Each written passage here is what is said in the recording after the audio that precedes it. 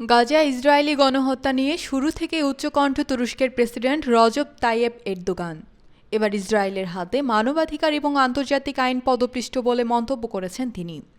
ইউরোর quarter ফাইনালে তুরস্কের খেলা দেখে জার্মানি থেকে দেশে ফেরার পর সংবাদ মাধ্যমের সঙ্গে আলাপে ফিলিস্তিনে ইসরায়েলের গণহত্যা নিয়ে ক্ষোভ প্রকাশ করেন এরদোগান।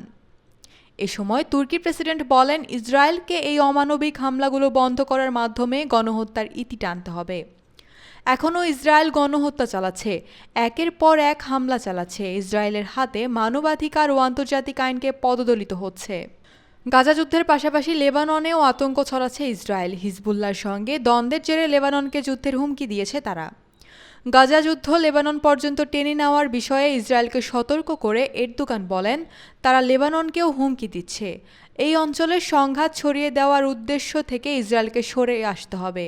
সিরিয়ার সঙ্গে সম্পর্ক উন্নয়নের সম্ভাবনা নিয়ে এরদোগান বলেন, বাশার আল আসাদ তুরস্কের সঙ্গে সম্পর্ক উন্নয়নের পদক্ষেপ নিলেই আমরা সাড়া দেব। আমরা তুরস্ক সিরিয়া সম্পর্ককে আগের অবস্থানে দেখতে চাই।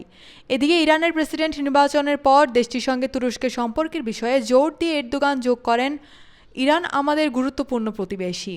তাদের সঙ্গে আমাদের ঐতিহাসিক এবং সাংস্কৃতিক সম্পর্ক রয়েছে। আশা করি নতুন সময়ে তুর্কি ইরান সম্পর্ক ইতিবাচকভাবে এগিয়ে যাবে।